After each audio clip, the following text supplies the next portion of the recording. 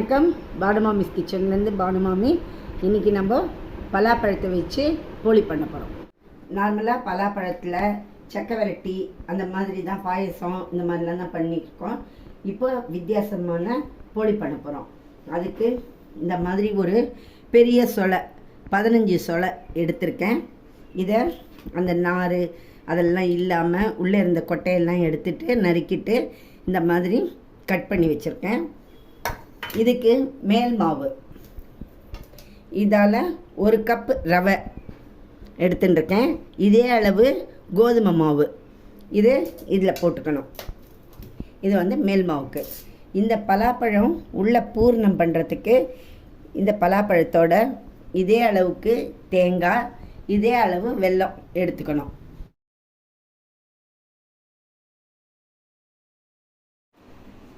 பலாப்பழத்தை நம்ம மிக்சி ஜாரில் போட்டு ஃபைன் பேஸ்ட்டாக அரைச்சி எடுத்துக்கணும்.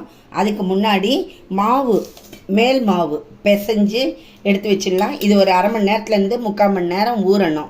அதெல்லாம் இந்த ரவை கோதுமை மாவோட சிட்டிக்கை உப்பு, ஒரு ஸ்பூன் எண்ணெய், சமையல் எண்ணெய் சேர்த்து மாவு பிசைஞ்சு ரவை போட்டிருக்கிறதால இது அரை மணி நேரத்துலேருந்து 3/4 மணி நேரம் நல்லா ஊறணும். இதில் ரவை போட்டிருக்கிறதால தண்ணி கொஞ்சம் தாராளமாக விட்டு மாவு பிசைஞ்சு எடுத்து வச்சிடலாம். ஏன்னாக்கா ரவை தண்ணி இழுக்கும். அதெல்லாம் ஒரு அரை மணி நேரத்துலேருந்து 3/4 மணி நேரம் ஊறுறதுக்கு இந்த மாவை நல்லா பிசைஞ்சு கொஞ்சம் தண்ணி கூட விட்டுருந்தா தப்பு கிடையாது. ஏன்னா ரவை அதில் எல்லா தண்ணியும் இழுத்துரும். இந்த மாவு பிசைஞ்சு வச்சிட்டோம். அது கூட ஒரு 1.5 ஸ்பூன் எண்ணெய், சமையல் எண்ணெய், கோல்டு வின்னர் இல்லை நீங்கள் எந்த எண்ணெய் யூஸ் பண்ணுறீங்களோ சமையலுக்கு அந்த யூஸ் பண்ணுற எண்ணெயை போட்டு இந்த மாதிரி தடவி எடுத்து வச்சிடணும்.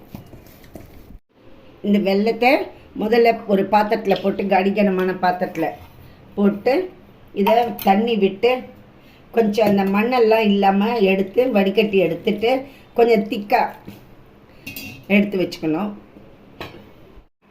பலாப்பழத்தை இந்த மாதிரி ஃபைன் பேஸ்ட்டாக அரைச்சி எடுத்து வச்சுக்கணும்.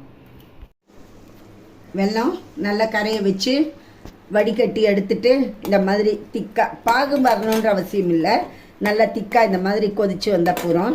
இன்னொரு அடிகனமான பாத்திரத்தில் இல்பச்சட்டி கடாய் நல்ல சூடு ஏறின உடனேயே 2 ஸ்பூன் நெய் விட்டு, நெய் கொஞ்சம் காஞ்ச உடனே இந்த தேங்காயை அதில் போட்டு அந்த ஈர பசை போகிற அளவுக்கு நெய்யிலேயே வறுக்கணும். தேங்காய் நல்ல நெய்யில் ரோஸ்ட் ஆகி இந்த மாதிரி ஆகிடுது. இப்போது இந்த வெள்ளை கரைச்சி வச்சுருக்கோம் இல்லையா, இதை இதில் ஊற்றி இப்போ இதில் இந்த பழத்தை அரைச்சி வச்சுருக்கோம் இல்லையா, இதையும் இதில் போட்டுக்கணும். தேங்காய், வெல்லம், பழம் அரைச்சி வச்சுருக்கிறது இது 3 சேர்ந்து நல்லா இப்போ தான் திக்காக வந்துருக்கு. இன்னொரு 10 நிமிஷத்தில் ஆயிடும்.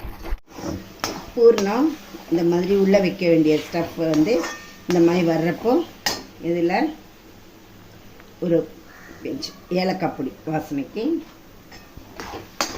பாத்திரத்தில் ஒட்டாமல் வரணும். இந்த மாதிரி அல்வா மாதிரி வரும். நம்ம நம்மளாக பருப்பு போலி தேங்காய் போலிக்கெல்லாம் பண்ணுறோம் இல்லையா, அதே மாதிரி தான் இது நம்ம பண்ணிக்கலாம். வாசனைக்கு ஒரு ஸ்பூன்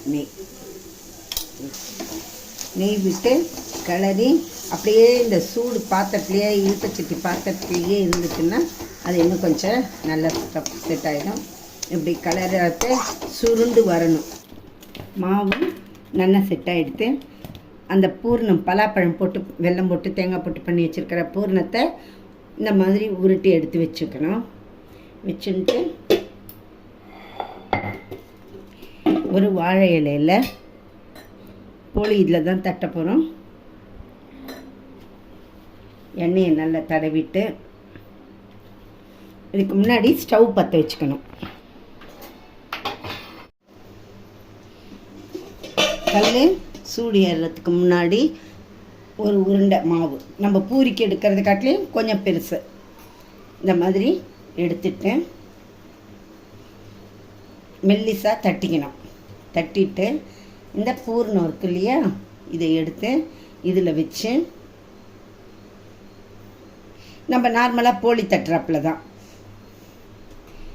இதில் இப்படி திருப்பி போட்டு எவ்வளோ மெல்லிசாக தட்ட முடியுமோ அவ்வளோ மெல்லிசாக தட்டிக்கணும். உள்ளங்கையில் தட்டினா தான், இல்லைன்னா இந்த கை விரல் இப்படி வச்சோம்னா விரல்லாம் பதியும். ஸோ இப்படி தட்டினோம்னா போலி கையெல்லாம் விரலெல்லாம் படாமல் நல்லா ஷேப்பாக வரும்.